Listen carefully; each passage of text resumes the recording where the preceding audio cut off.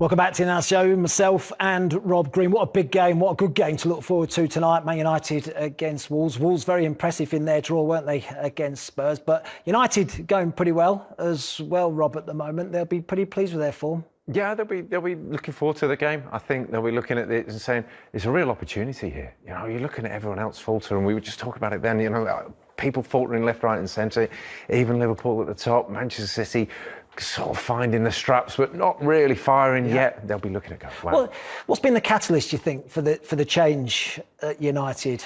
I think you look at it and you look at the results that they've come up with when they've been up against it has been a key thing, and when they've needed to come up with answers, they have. Well, they keep going behind in matches, particularly you know, away from home. They keep going behind and having to come back. Yeah, and it's incredible that they keep on doing so. And you think that one day the penny might drop, that if you score first, it's a lot easier to win a game of football. But I think just from there, I think that they've just shown to turn up at the right times, the characters there at the right times, and finding that consistency. Do you think it's a case of Ole Gunnar Solskjaer going back to a little bit of when Ferguson was in charge, that wheel attack and you know, okay, we might give a few goals away, but we're going to score more than the opposition, and starting to play with a bit more freedom that in the attacking sense? Yeah, I think with the tools that they've got within that side, you think it's absolutely sort of, it's criminal to not do that. Yeah. You know, and you look at the guys, just go and do your thing, just play with the freedom and to pull the reins in on a Paul Pogba, to pull the reins in on a Martial or whoever it might be. Just go and you scare the life out of teams playing with those players in the side. So just go and do that. What an impact he's made. Old Trafford, look at that. Since his debut on February the 1st, second only to Liverpool, and if a game less, they win that, they go above Liverpool for points gained in that time since he's arrived. It's an amazing impact that he's made.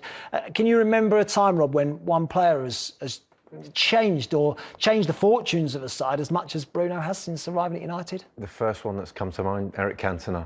Yeah. Would be, we need someone to get us over the line to win the league. They bought Eric Cantona. Well, it was funny because when he signed Eric Cantona, Sir Alex Ferguson said about the impact he made off the pitch as much as on it. You know, the training ground, the things that he did, the extra work that he did, going back on the training ground, practicing his free kicks, practicing his penalties.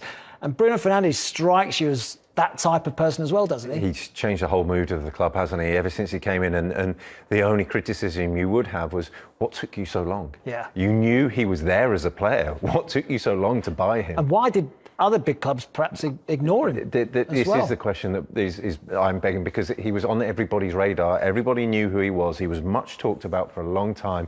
It just seems incredible that people stalled on it. He takes responsibility as well, doesn't he, on the pitch? He wants the ball all the time. He wants to make an impact. And he tries things, and he's not afraid, which I think is a massive thing for him. And he'll do things one touch for a period of time and just go and do stuff. And are we seeing him play further up the pitch now at United? A lot of his goals this season, barring the penalties, have come inside the box.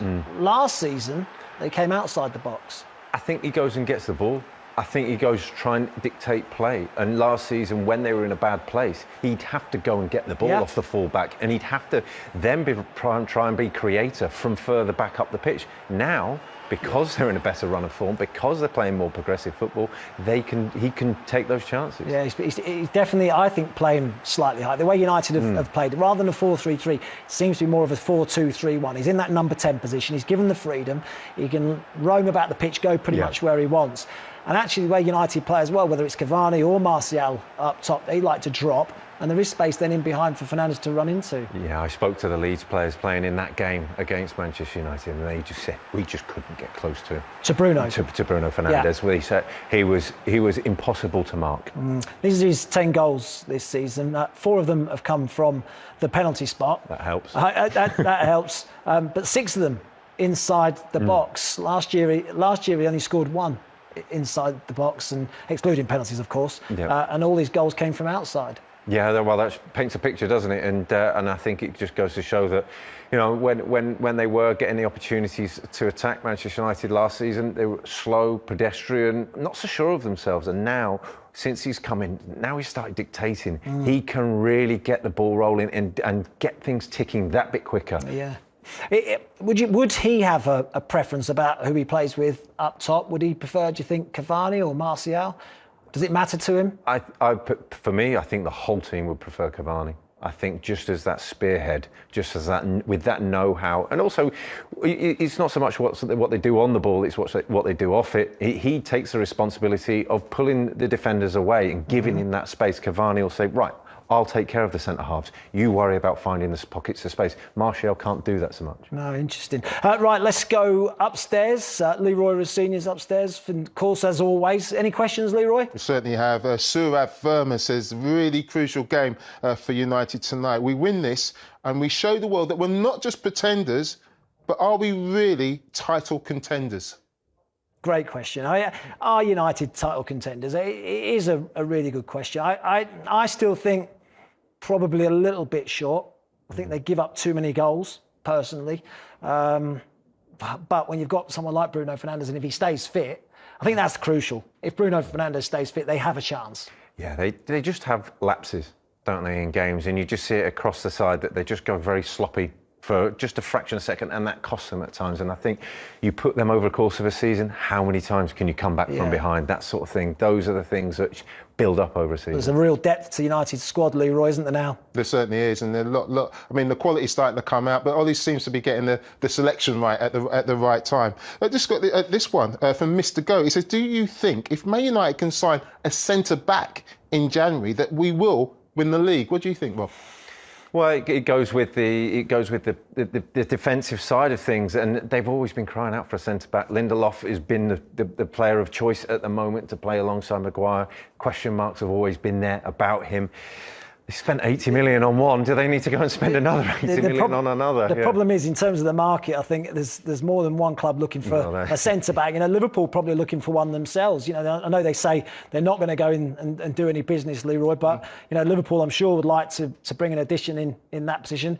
They probably, I think, if they were going to look for a centre-back, certainly someone with pace, I would say, Leroy. Well, Eric Bailly came in and did that job against Leicester, didn't he? He came in and showed his pace, and, you know, I do think, give this guy a chance. Don't go rushing into the transfer market when you've got someone who's quick, who's had his injury problems, but maybe could be the solution. And just finally, this one from Anzil said, if Man United win tonight, besides pitting themselves as title challengers, can we start thinking of Ole Gunnar Solskjaer as not just good for the team, but a genuine top coach? Oh. Good question. It is very interesting, isn't it, in terms of Ole Gunnar Solskjaer, because at the start of the season, every time he lost a game, he became under real pressure and people were maybe even calling for his head. Now he's having a bit of a run and that's gone quiet. Frank Lampard's having a bit of a bad spell and people are talking about Frank Lampard maybe getting the sack. Arteta's had his little run. It's a really difficult one. I mean, I think the job that he's done at United is a pretty good one. And I think he's tried to build it a little bit like Sir Alex Ferguson, Leroy, where he's tried to build it from the bottom up. He's signed a lot of young players, and you know, I'm talking below the first team as well. You know, really trying to build from the bottom upwards, and I think he's doing a decent job. There's still times in games where you think tactically he could do things better and different. I don't know about you, Rob. Yeah, I've seen him in a couple of games this season. The opposition have done something different, and you just see him, and he's sit there completely motionless, and you're thinking, is there anything going on in there? Come on, it's clear and obvious. And one in the Champions League with Fred sending off. And you sit there watching it and you're saying, it's clear and obvious he's going to get sent off here. You need to do something. He didn't. At those moments, I think that's the sort of time that's been lacking. Yeah, OK. Thanks, Leroy. We'll speak to you a little bit later.